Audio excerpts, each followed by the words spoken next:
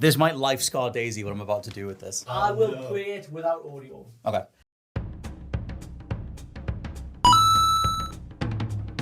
What brutal video game death came out of nowhere.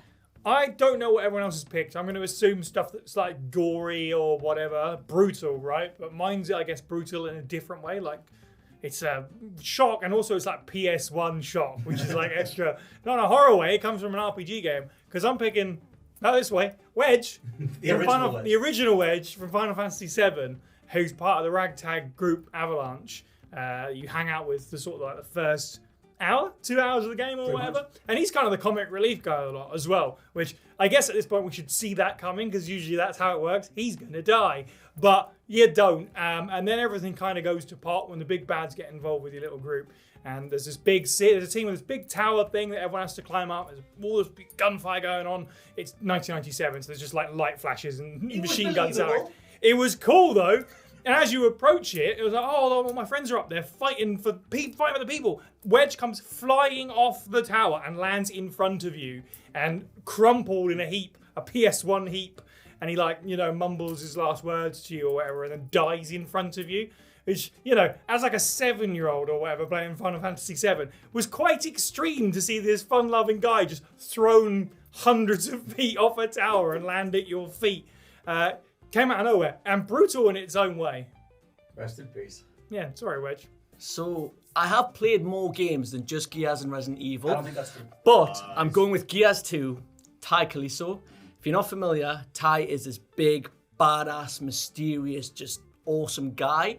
And I actually think there's a line in the game where Marcus says, Ty's going to be fine. Like, nothing can kill Ty. Nothing can kill Ty. Definitely. So they're fighting the Locust, and Ty heroically steps up to fight Scourge, and then you kind of go down into the Locust Hollow, and that's it, the last you save him.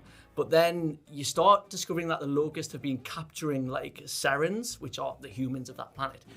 And there's sort of like an ominous atmosphere, and it's like you see Ty's name above one of the pods, and Marcus is like, it's Ty, we've got to get him out. Obviously he's lost the fight with Scourge. And you get him out, and Marcus is like, he has a shotgun, Ty, come on, we've got to fight, the Locusts are coming. And Ty just looks so messed up. It's like, it's imprinted in my mind how like messed up this guy looks. And you think, okay, nothing can kill Ty, right? Nothing can kill Ty. Nothing can kill Ty except Ty. He takes the shotgun, puts it in his mouth. I've just noticed there's a lot of head getting blown off in this Ty. Puts it in his mouth, and you don't actually like see him do it, but you see Marcus's reaction to it, and yeah, he just, and it's like, whatever the Locusts are doing to these people, it's messed up. To have this character that's so badass to go out that way, it was such a shock, and it was like, damn, this has just got real. Rest in peace, Ty. Perfect. I'm not going to lie, I'm ancient, so when I try to think of the first time I was really shocked by video game gore, it was experiencing the original fatalities in Mortal Kombat. Now, we can't show them on YouTube, but I've got a helpful little friend here, and I'm not going to pull its head off, but it was Sub-Zero's first one. They all just pulling the... so up here. And I think it was in Mortal Kombat 2. Back in the day, I remember watching that at a friend's house and just being like, that's really cool. That's a thing you can do. That's awesome. But it did come out of nowhere. It's gonna have to be a character from Red Dead Redemption 2. Not the first time I ever witnessed a brutal death in a game or anything, but and this one, it's funny because you spend a lot of Red Dead Redemption 2 looking at every single gang member that you didn't come across in Red Dead Redemption 1 and thinking, I wonder when they're gonna die, yeah?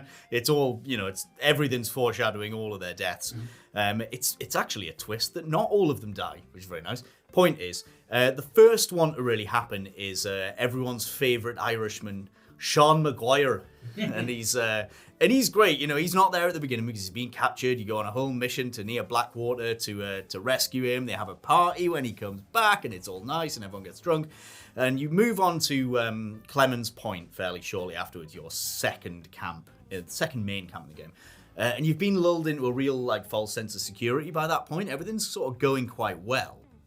And then you get to the mission, a short walk in a pretty town. And, and they're walking through the streets, and there is a bit of a foreboding atmosphere. I'm sure a couple of them are saying, it's too quiet here. This doesn't feel quite right. So it's not like it quite comes out of nowhere. But the framing is that then Sean turns around with his rifle just over his shoulder and he's like, "Oh, come on, you boys lighten up," and he's mid-sentence and his head just explodes. Just proper classic, just off-screen gunshot, just blows his head right off. And you're immediately thrust into a huge gunfight. And it's just like horrendous. You know, you've spent a good 10 to 12 hours probably playing the game by this point, and this is the first time it really goes wrong, and everything after that point is just really a slow decline for the gang, because you have other deaths that are just as kind of unexpected and abrupt. So I might as well give honorable mentions to Kieran, Yes. the O'Driscoll boy who sort of, you know, makes friends with you and is gone for a little bit and then suddenly rides into the camp with his head cut off, with his head in his hands and his eyes gouged out. Possibly more unexpected than Sean. But also Lenny, who just dies not even in a cutscene.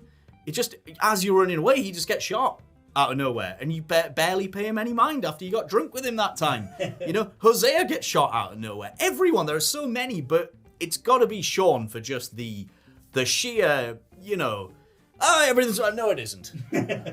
Nightmarish. Apologies, everyone, the TV's died, but not to fear, because I'm here, predictably, to talk about The Last of Us Part 2. Now, hang on.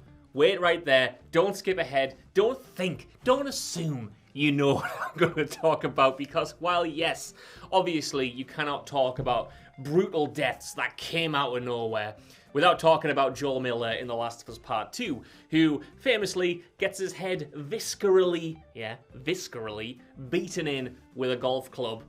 I feel like that always overshadows some of the other deaths in that game, because there are an absolute ton.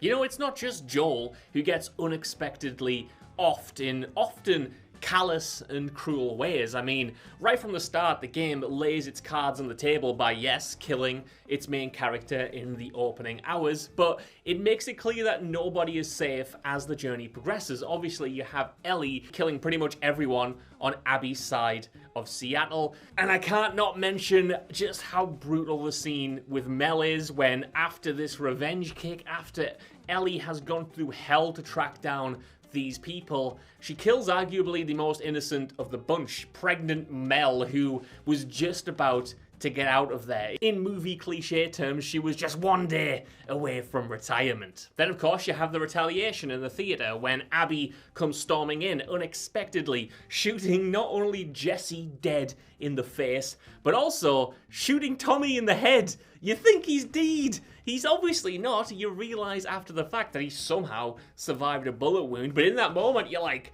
What just happened? You've just shot Tommy in the head. You just killed Joel's brother. You just killed Ellie's surrogate uncle. It is absolutely non-stop with its violence. And obviously, that's the point. The idea is that no matter how comfortable you might become, no matter how much you get to know someone and how much you think metatextually that someone is a main character in a game, that doesn't make them safe from instantaneous violence. And having your entire world, whether that's Ellie with Joel or Jesse or Dina, obviously Dina survives, but you know what I mean, the fact that all of those people can be taken away from you and leave such a massive hole in your life in the space of like 2 seconds or however long it takes for a bullet to go through somebody's head. That's all it takes, and you'll be feeling that for the rest of your life. That callousness, man. It makes The Last of Us Part 2 so special, in my opinion, outside of the death that everyone naturally focuses on.